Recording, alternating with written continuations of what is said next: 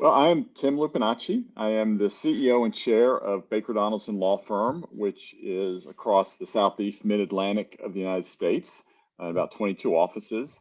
And I've been in the role about 4.5 years. And I would say one of the best pieces of advice that I received early on was to invest in myself. I was really trying to figure out what it meant to be a leader, and a little bit lost in that. And I heard someone mention that one thing that I should do is to invest in myself, whether that's buying a book and reading it, spending the money to go to a conference when I didn't really have any extra money to spend on myself for that. And then over time, investing in coaching and other online platforms that would then help me to try to get better every day at what I was trying to accomplish. So I think that's something that is stuck with me as a through line through my life. So I'm glad to be here, Phil. Awesome.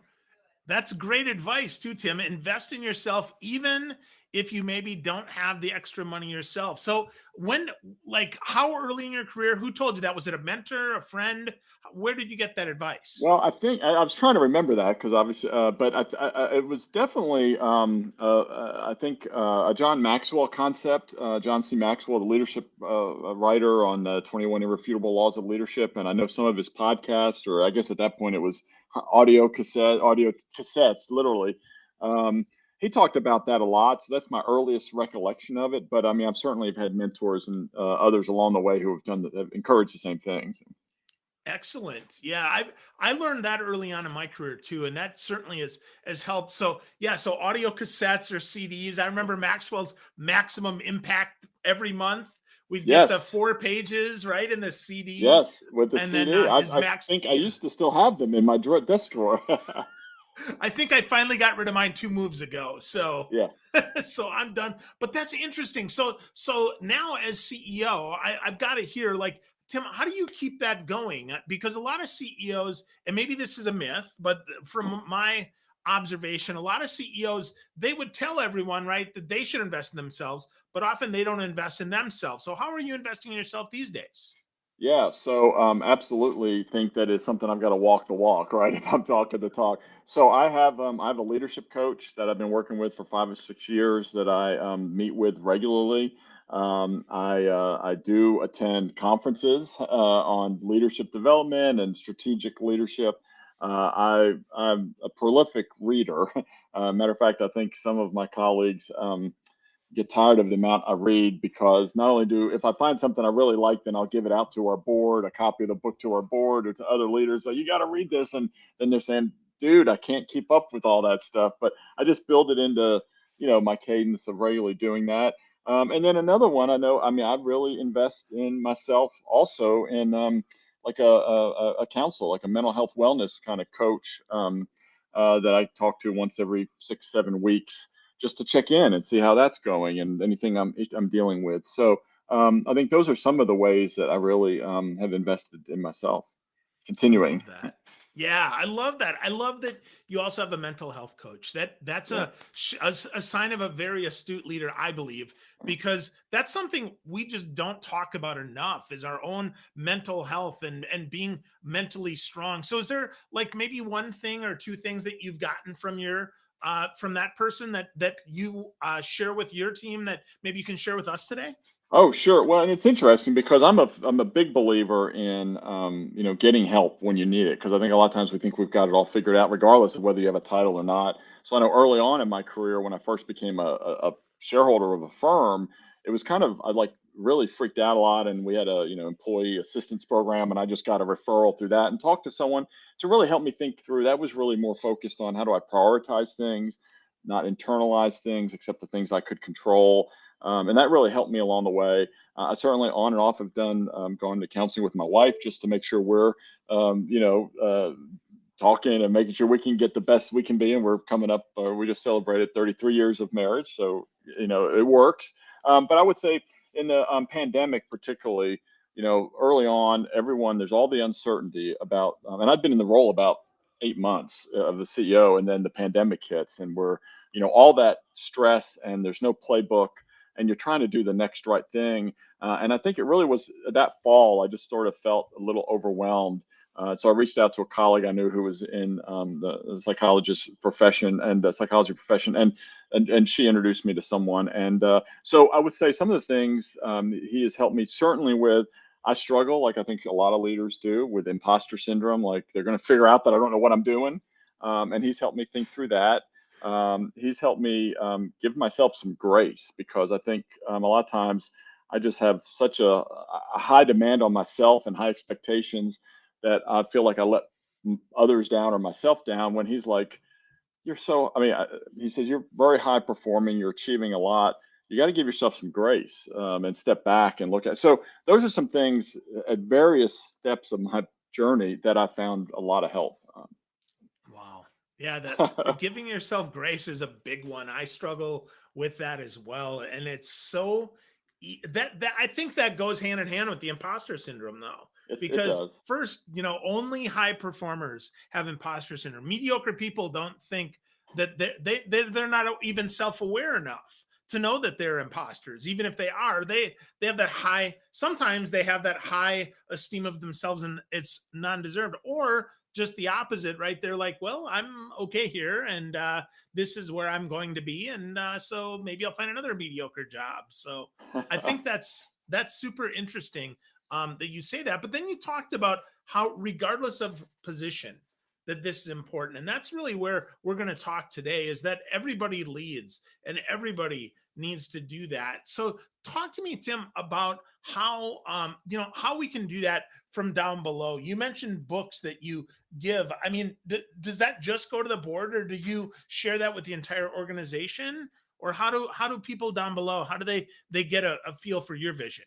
Well, so a great question, Phil, and I do. I mean, people would probably tell on me that I do give books to other people. So I mean, and I or encourage people to do it. But I think first of all, like when I was selected to become the next CEO, I was in a transition period. But I did a town hall that kind of introduced me to the firm, and I knew a lot of people, but not everyone, because I'd had different roles in the firm.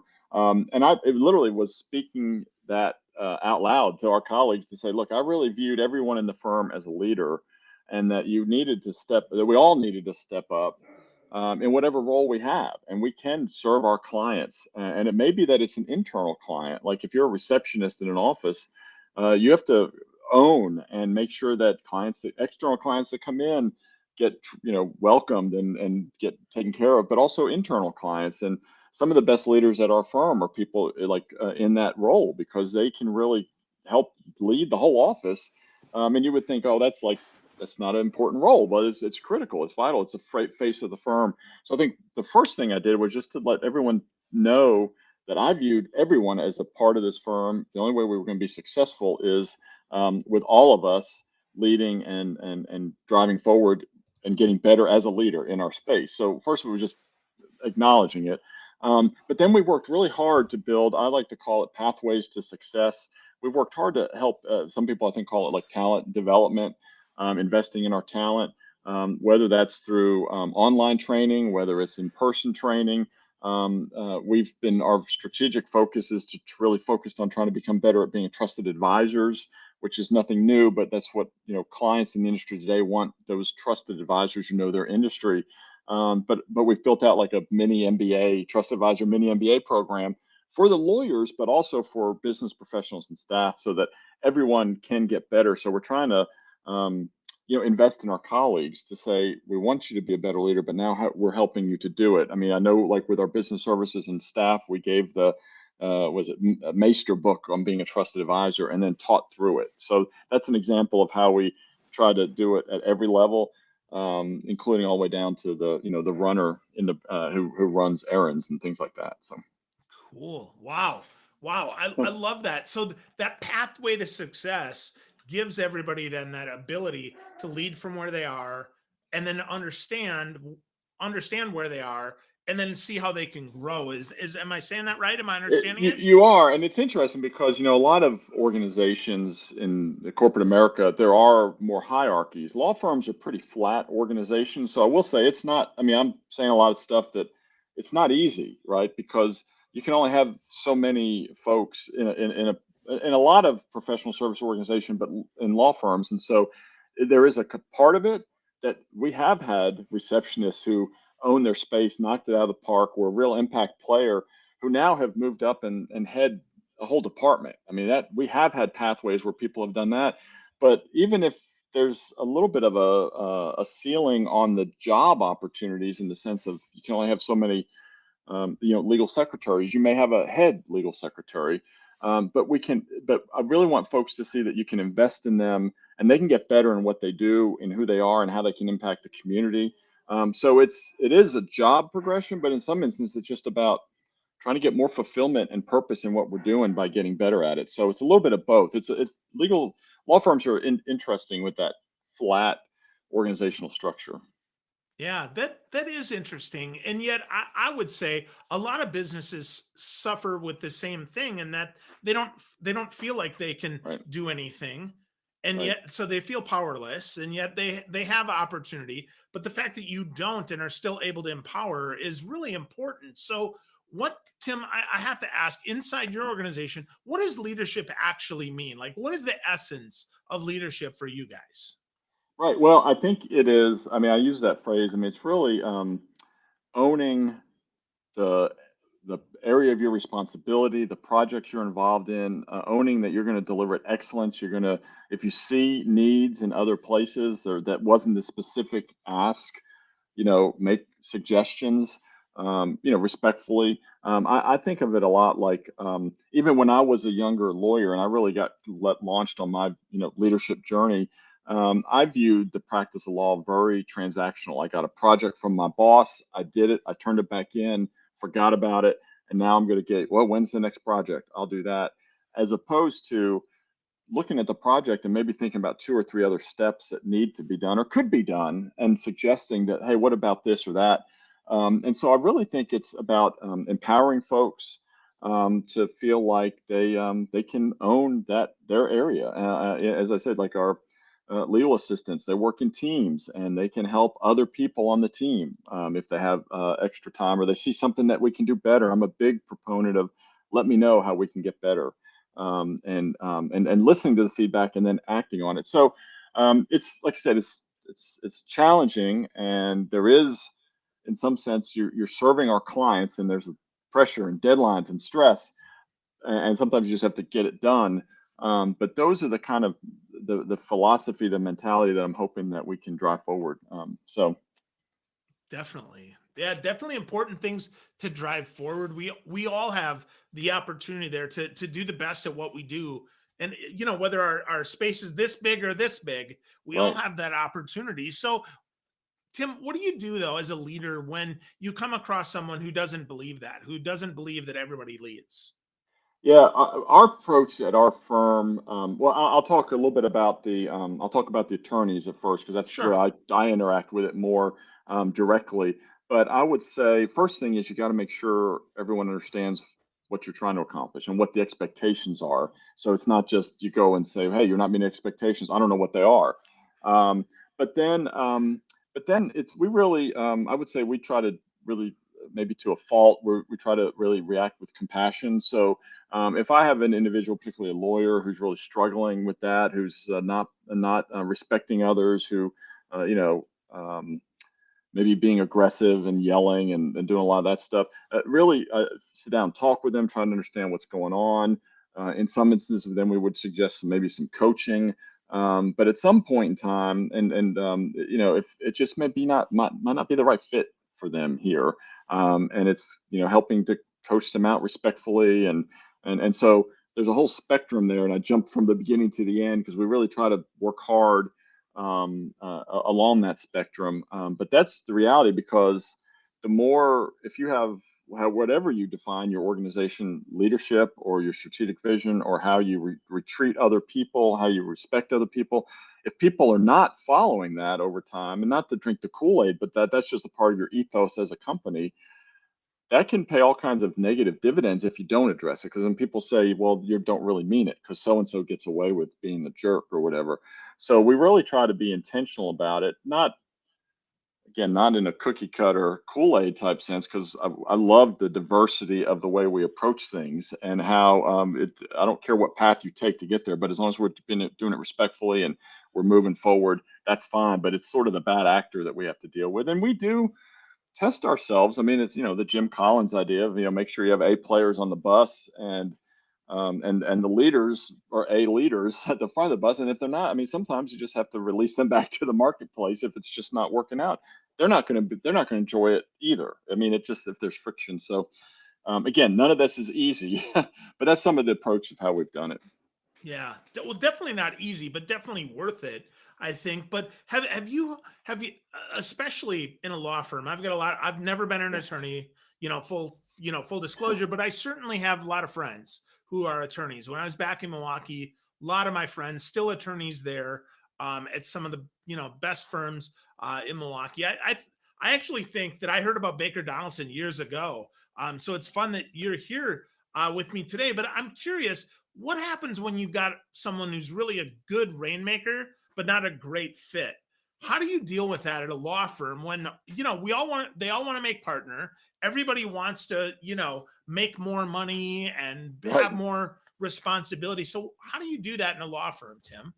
Yeah, and the other thing that's challenging in the legal profession is when you do all those tests of lawyers, they're the most skeptical group. I mean, much more than the average. And that's of course you kind of want that if they're your lawyer, right? You want them questioning, and they don't trust anything, right? Because they're going to test it and see if it works. So I would say the very first thing I've done is to try to build relationships with people, so I could understand what they're trying to accomplish, what they're trying to achieve, what makes them tick, because and I have to build that trust and authenticity with them, or else they're not going to listen to anything I've said. So I would say the first year or two of what I was doing, I was really trying to build those relationships.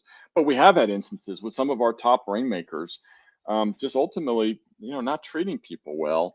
And as I said, I've kind of went through that. I mean, a little bit is the same process. I mean, first it was me going, and I'm a big fan of really having important discussions over like a meal. Like Churchill called it dinner table diplomacy, because then you could kind of be more relaxed than sitting in a conference room. And again, I don't mean it's confidential. I mean if it's something, but really talk to them about like how can we help you get better, and maybe there are some things you need to unpack. And that's an example where I talk about, well, I've had coaching in the past to help me direct some things.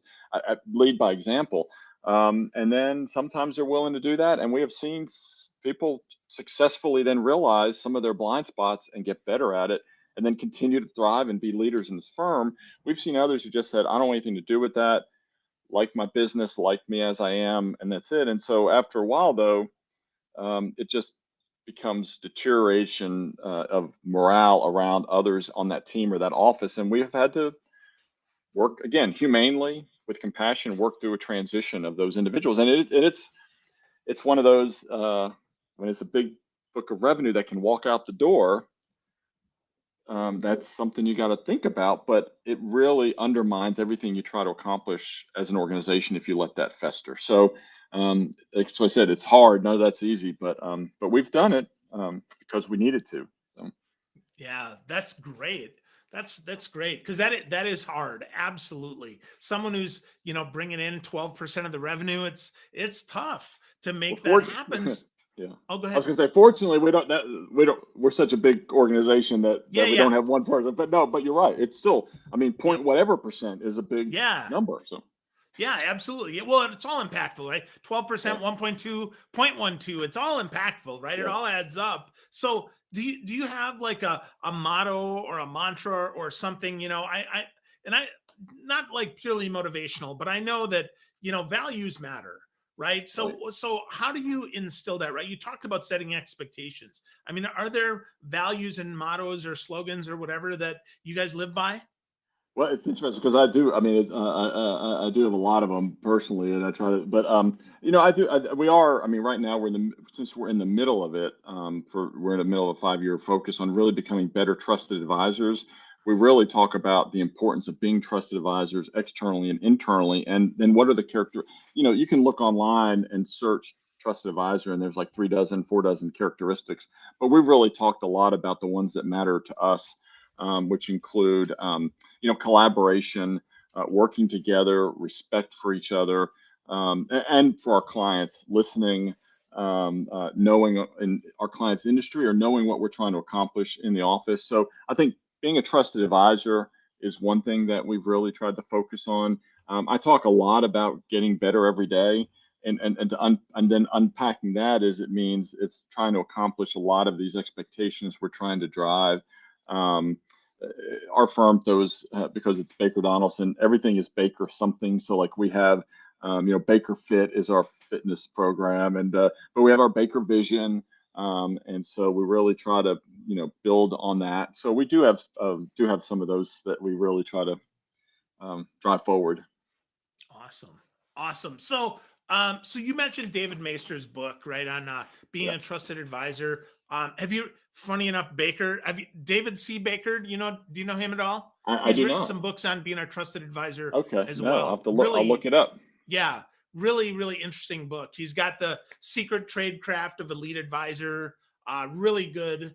I'm trying to think where, I can't remember where David is located, but he's an interesting guy. So, give us a couple more, maybe some recent books, Tim, that you've read that you've shared along. Yeah, well, so one of the ones, this isn't recent, but one of the things, because I actually came to the Meister book late in life, the one that really impacted me along that same idea is an author named Andrew Sobel. And he's got several books, but as I recall, it was something around the 10 critical things clients want, something like that. And as a matter of fact, I probably have it on my bookshelf back here. But that's this whole idea about building those trusted relationships with clients. So that's really good. Some ones that I've recently, I really have enjoyed. I just read. This is great if you're really trying to figure out like where you go from here. You want to grow your leadership or grow really anything you're trying to accomplish. Is John Acuff has a new book coming out called Let's Set a Goal, or something about goals. I wish I had it right on the tip of my tongue. I could look it up, but it's really good about all it takes is a goal is the name of it, and I think it's coming out in early September. But I was able to get an advanced copy of it. It's really again very a lot of this is very basic. It's about really trying to figure out how do you execute on your dreams, and it really just is about getting your goals and moving it forward. So I think that's been good, that I really enjoyed. I'm just finished a book called Legacy, which is about the New Zealand All Black rugby team, and I think the World Cup rugby is coming up soon. I'm not a huge rugby fan, but it was interesting in the context of creating an ethos of high performance, and then how to stay there once you get there. I think folks say that the New Zealand All Black rugby team, that's just their name, All Blacks. Like if you look over 100 years, they have the best winning percentage of any sports team in the history because it's like over 75%, something like that. And so, how do you get that elite status? But then how do you maintain it? And they've had times where they didn't. And so it was really, I thought it was, I liked how the book framed those things. And then another one that it really helped me as a leader in the idea of being innovative is Rick Rubin. I know this all over the map, but he's the guy that was a producer of a lot of the pretty significant bands over culture, like Run DMC, not Run DMC, Beastie Boys and others. He's done stuff for Metallica. It's pretty, but he wrote a book called The Creative Way. I think it's The Creative Way, but it's all about creativity. And I'm a firm believer that it helps me get better when I'm trying to think creative. And I love live music. So those stories that he tells in that Oh, book, cool. really good. So, yep. That's awesome. So you love, so let's riff a little bit on music here, and then Yeah. we'll go over there because I love live music too, and I think that's really fun. I really enjoy that. I have the creative. I think it's called The Creative Act, actually. Yes. Rick's Yes. book. That's it. Yeah. And so that's on my Audible to listen to. I haven't listened to it yet, but so I think that leadership, much like music, is about the rhythm, right? We have to have the Mhm. rhythm there, and it's about the harmony as well as the melody. We have to have that all play together. So, what live music? Did you play? How did you get Oh, started in that, Tim? I did not play. I do not play. I'm pretty talentless as it goes. I can't sing, as my wife reminds me all the time, but I love to sing, Um, it really started. We moved around a ton growing up, and my default in a new place where I was still trying to figure my, friends and everything, was to just listen. And it, again, dates me, the radio and the Casey Kasem American Top 40. So it really just was a love of music that then once I got, I mean, it was probably late high school before I actually started going to live music. It's just something that filled me up. I mean, I just and to this day, if I'm it just and I love a wide gamut of artists. And then one other step along the way is I love live music. And as when my daughter was a teenager, she's going to be 25 soon now, but we really weren't connecting.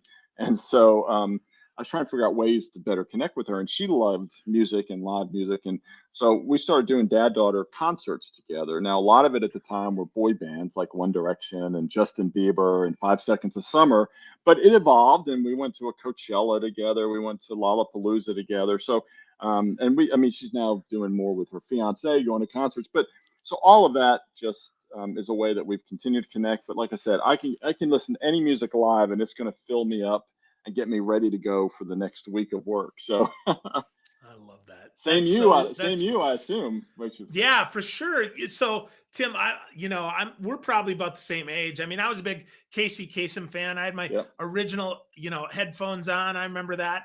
And yeah, funny enough, when I was in Orlando, all of Casey's stuff would play Saturday morning on the local Oh, radio. They'd replay. oh So yeah. I always enjoy that. And yeah, I love music. I've seen country music, and I've seen Nine Inch Nails and Marilyn Manson, and pretty much everywhere in between. So I've been I'm to as pretty many much the same. concerts, but because like my head explodes when it gets too loud anymore. Oh, right. But Right. I still love the radio. I still love Sirius. I've got my Yep. Spotify playlist. And my favorite, though, I have to tell you, is Yacht Rock, Tim. I listen to Yacht Oh. Rock probably more than anything else. So I'm really Yeah. dating myself here. I was going to say that does date it. I do have that one programmed. I try Yep. to on Sirius. I mean, I try to think I'm elevating myself by listening to like the Rock and Roll Hall of Fame channel more, and like, oh, this is good. Um, but no, it is. It's just I mean, I mentioned early in the pandemic there was. I mean, like, and we had just come through thinking of like the first couple weeks and thinking about having to do some furloughs and things like that. And I finally, and we were working every day round the clock, and it was a Sunday. And I told our other executive leaders, I said, I need a couple hours to myself. And I went out on my back porch and listened to Casey Musgraves. I mean, and There that, you go. I mean, and I don't, it was nothing magic about that, but I had seen her in concert and really liked her. So I was listening to an album, and I was like, that just kind of, okay, you got this, right? So music is pretty powerful, and you got to figure out what it is for you, but music and the creative arts does it for me. It sounds like for you too, Phil.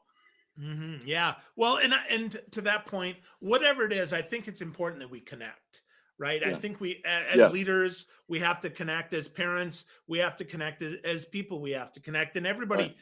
everybody has to. I believe everybody should at least put in the effort to connect, whatever Right. that is, right? However that works, and that's one of the reasons why I love to talk to smart folks like you, Tim, is to understand, what makes you connect and to Yeah. help that with me. So let's wrap this up with some advice for new leaders, right? If folks, whether they believe they're a leader or not, maybe today's the first day that someone heard that everybody leads. Where Right. should they get started, Tim? How do they get started? Give them a little bit of advice and maybe a little bit of encouragement. Yeah. So, first of all, I would just encourage you that no matter where you are a leader. You lead, in your family, in your community, and just the way you even walk down the hall of your company. I mean, you're connecting. I totally agree with what you said, Phil. I mean, it's about connecting and adding value to others. So, first of all, just believe that you are. And I don't know if there's like a lot of rocket science. I thought like John Maxwell's 21 Irrefutable Laws of Leadership was a good place that I started, a couple decades ago. He's done some other ones since then, but those are some really basic principles that I think help set the tone of where you're heading, could head. I mean, podcasts now are ubiquitous, right? And there's really strong leadership podcasts out there. I mean, like what Phil does. I mean, it's really I've listened, really impactful and insightful. So I would say, that's another great way. Online resources. I suspect that, you search like a leadership conference, and Patrick Lencioni has some great leadership concepts. And his books are all great. So that may be another book, but I bet he also has some talks online that you could see. Um, I mentioned John Acuff's got some great leadership books. So anyway, I would just look for something that interests you and then just do it. And it's nothing, it's no magic like you read a book and then tomorrow you're all of a sudden going to be, the head of a department necessarily. But it's a journey, it's a step, and just invest in yourself every day. Just think about, I do some leadership teaching with some a nonprofit on underserved communities, and I talk about, and I have the math somewhere, but 15 minutes a day listening to a podcast or a video. Think about what that is over a year. It's like you've taken a whole college course maybe on leadership. So it's little. It's just do something, right? That's probably the best thing. But I don't know. Yeah. No, I love that, right? Well, figure out what you're interested in, right? Well, first, Yeah. let's start with zero, right? Accept that you're a leader.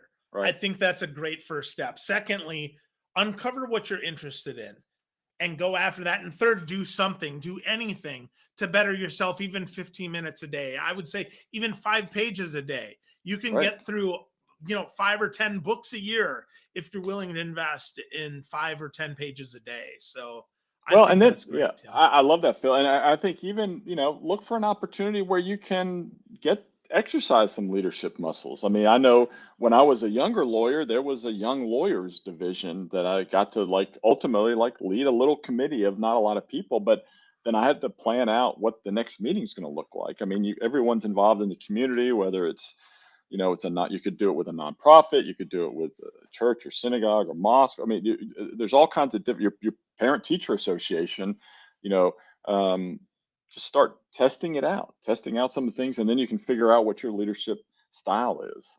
So Yeah, that's great. And yeah, the association thing, I always recommend that to new leaders who are like, well, I'd like to lead, but I don't know where to start. So I would say, associations, and for the tech people in the law firm who are working behind the scenes, ILTA, the right, Association for Law Technical People, is fantastic. So get yep. involved in that. Tim, if folks want to get more from you, man, so much awesome, fun stuff today. Where do they get connected with you? Where do they find you more? Yeah, I'm on LinkedIn with my under my name, and then I'm at Baker Donelson, which is Baker. Senator Howard Baker is the Baker of our firm. Donelson, Donelson.com. And then I've got a nonprofit that I've started called Everybody Leads with an S, so that's .org, and we're trying to help teach leadership skills in underserved communities. So I'm all those places. That's fantastic. Love that. So, friends, if you're listening at home here or you're watching, get to know Tim Lupinacci more. You can go to bakerdonelson.com or everybodyleads.org. But whatever you do, friends, make sure that you accept the responsibility and the opportunity to lead, because every one of us, regardless of where we are, leads. Thank you so much today, Tim. Great stuff, man. Thank you, Phil. I really enjoyed our